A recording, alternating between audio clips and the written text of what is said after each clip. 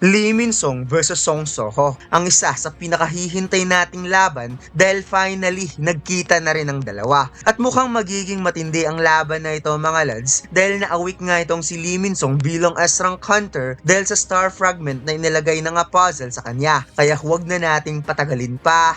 Let's go! And please like and subscribe sa ating YouTube channel mga lads. And by the way, hindi na tayo makaka-upload sa ating Facebook page. Nagkaroon kasi tayo ng copyright issue. Hindi ko alam kung bakit. Mga video ko naman lahat ang naka-upload. Kaya wala tayong magagawa kundi mag-create ng bagong Facebook page. Kaya sana i-follow nyo ang bago nating Facebook page mga lads. Salamat! Nagsimula ang chapter na ito kung saan may magarang sasakyan na nakaparking sa gilid ng Pajo Field type dungeon at ipinakita ang kulay asul na apoy na sinama ng isang hunter at sinabi nito na kapag ang apoy na ito ay mawawala, yun ang hudyat na magkakaproblema ang raid party. It's turned out na si Hunter Choi Jung-in pala ang gumagawa ng kulay asul na apoy na ayon pa niya na ang pagpapatawag ng isang summon wheel ang siyang mag-i-inform sa sitwasyon sa loob ng Pajo Field. At mukhang mareresolba nila ang issue gamit ang isang device na hindi naman magagamit sa loob ng dungeon. Kaya para sa kanya, isa itong magandang idea. At dagdag pa niya na hopefully yung bagong S-rank hunter ay hindi talaga involved dito. At lumalabas na ang kausap pala ni Hunter Choi Jung-in na itong si Lim Tae-gyo. Sinabi ni Choi Jung-in na umaasa siyang hindi gagawa ng malaking problema si Lee Min-song at tinanong niya si Lim Tae-gyo kung worried ba ito sa sitwasyon ngayon. Kaya ito ay napatitig at sinabing pinapalakas mo ba loob ko? Nasagot naman ni Choi Jung-in, syempre hindi. Kaya parang nainis tuloy si Lim Tae-gyo at napawikang sa tingin niya nagsiselos daw itong si Choi Jung-in dahil sa Reaper Guild sumali ang bagong S-rank hunter na si Park Do-jin. Kung saan nakuha rin yung inis ni Hunter Choi at kalmadong ipinaliwanag na hindi naman dahil marami naman silang talented na hunters. Natahimik si Lim Tae-gyo at napabuntong hininga kung saan ito ay napahawak sa kanyang mukha dahil hanggang ngayon hindi pa rin siya makapaniwala na si Lee Min-song ang main suspect sa likod ng pag-distribute ng unknown stimulant. At bilang guild master, nakaramdam siya ng malaking responsibilidad. Kaya sinabi niya kay Choi Jung-in na kung may mangyayari man, sana i-keep ang pangako ni Hunter Choi na hindi mangingialam kung kaya naman niyang i-handle ang sitwasyon. Nasagot naman ni Hunter Choi, well masaya siya kung gagawin yun ni Lim Tae-gyo dahil mas gusto niyang magpigil at hindi manakit. Pagkatapos lumipat ang eksena sa field type dungeon kung saan kasalukuyang kinakalaban ng strike team ang dungeon boss at mukhang talagang nagtutulungan ng mga hunter para mapabagsak kaagad ang napakalaking salamander. Ipinakitang nagbuga ng massive fire breath ang dungeon boss kaya patuloy pa rin dinipensahan ng tank ang mga pag-atake at hindi pa rin nila totally na-handle ang sitwasyon. Ngunit itong si Lee Min-song ay mabilis na tumakbo towards boss, daladala ang kanyang dagger bagay na napansin ni Baek Miho habang ang Puzzle of Itarim ay kalmado lamang na nakatayo sa likod ng strike team. Sinabi ni Baek Miho sa kanyang isipan na uma-acting talaga na S-rank hunter itong si Park Do-jin sa pamamagitan ng pagpapaubaya sa ibang hunter na magtrabaho. Subalit kahit isa pa itong S-rank hunter, sila pa rin ang seniors dito. At wala siyang idea kung ano ang nangyayari ngayon kay Lee Min-song dahil mula nung pumasok sila sa kwarto ng boss ay talagang lumalaban ito ng husto. Napatitig ang puzzle sa performance ni Lee Min-song dahil sa nakikita daw niya mukhang sigurado siyang may kakaibang nangyayari dito. Napaliwanag pa niyang kahit walang effect ang Stardust sa mga birang above, well, ang star fragment naman ay nagmimistulang Stardust ang effect sa mga high-ranking hunters na makikitang parang isang high-ranking assassin kung gumalaw itong si Lee Min-song mga lod sa sobrang bilis kung saan mabilis itong pinalibutan ng slashers ang buong braso ng monster at tumalon pa ito sa itaas na parang si Song Jin-woo kaya na-shock nga dito si Baek Miho sa napaka-unusual na galaw ni Lee Min-song. Napansin ng Salamander boss ang next attack ni Lee Min-song kaya mabilis itong nakapag-counter at nag-unleash ng atake kung saan tumalsik man si Lee Min-song subalit napigilan niya kaagad sa pamamagitan ng pagbaon ng kanyang weapon sa ground. Nakita na nga puzzle kung gaano kagaling makipaglaban si Lee Min-song na ang isang A-rank ay nahihirapang makipaglaban sa isang S-rank hunter while nagkakaroon nito ng awakening effect dahil sa star fragment. Kaya sa ngayon, nare-realize niya na ang isa sa 5 abilities ng Fragment of Tail, which is ang main body's fragment ay mayroong blessings of amplification na kayang mag-amplify ng unique na kakayahan na pinoposes ng isang tao.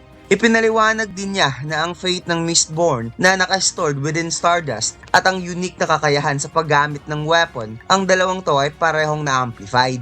Ang unique na katangian na meron si Lee Min-sung na na-amplified ay ang magic power. At ang unique na katangian sa paggamit ni Lee Min-sung ng weapon, which is ang slash power, na pinoposes nito ay na-amplify din. Kung kaya't parang na-excite ang puzzle dahil matapos matanggap ni Lee Min-sung ang blessings, ipinakitang parang naabot na nito ang inaasam-asam na level, ang rank ng isang S-rank hunter na desperado nitong makuha. Nagsagawa ng pagsalakay ang dungeon boss towards Lee Min-sung, ngunit ang ataking ito ay parang dito na ata magtatapos dahil nag-charge up nga itong si Lee Min-sung at nagpalabas ng matinding mana na parang ipinapakita na talagang nag-amplify ang kanyang magical power dahil sa star fragment na mas lalong pinasigla ang kanyang lakas. Kaya nang pinakawalan niya ang napakatinding atake talagang tumagos sa katawan ng monster ang kanyang kapangyarihan to the point na nagkaroon talaga ng malaking butas sa kwarto ng dungeon boss. Na kahit ang dalawang S-rank hunter na nasa labas ng field dungeon ay nasaksihan ang napakalakas na explosion na nanggagaling sa loob ng field. Napawat dahil si Baek Mi-ho sa kanyang nasaksihan at ipinakita kung gaano kalaki ang butas na ginawa ni Lee Min-sung at hanggang ngayon napansin niya na medyo kakaiba pa rin ang galaw nito.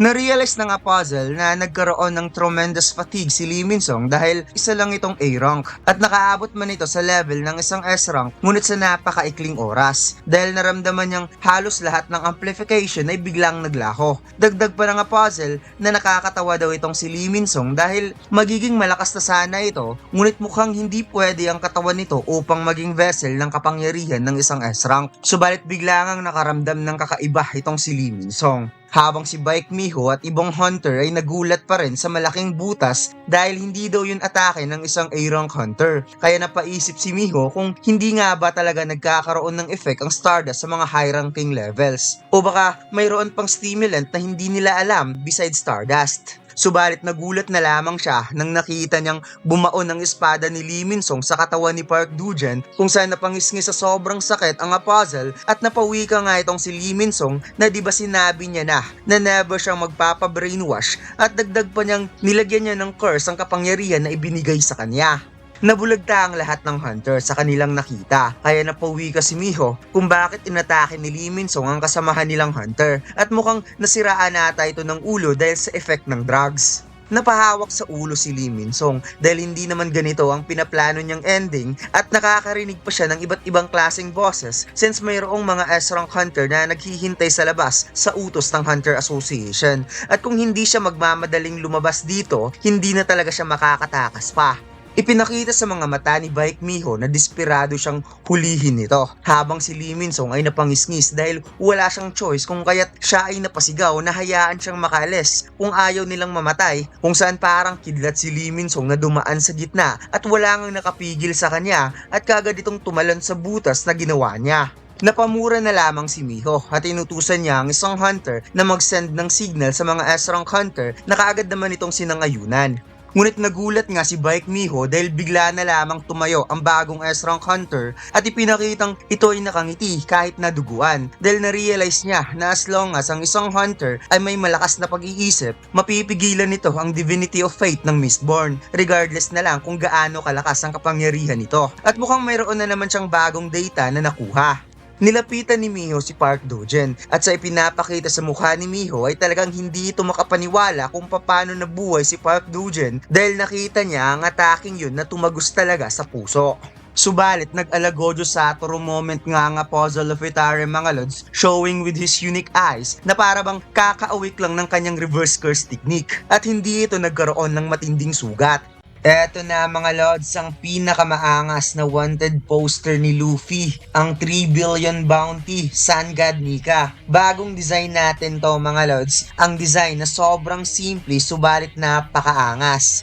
Front design natin mga lods, another unique One Piece logo. At ang back design, ang wanted poster ni Luffy na may 3 billion bounty. Lahat ng order natin mga lods may freebie sticker. Available na ang design na ito sa ating Shopee store at TikTok shop. Ang link ay nasa comment section. Samantalang nagmamadaling tumakbo si Lee Min-sung upang makatakas, ngunit sinabi niya na naging S-rank hunter man siya, kailangan naman niyang tumakas at na-realize niya na hindi na siya magtitiwala pa from Hunter Association, Grim Reaper at ang alien na yon, kaya kailangan muna niyang magtago sa ngayon.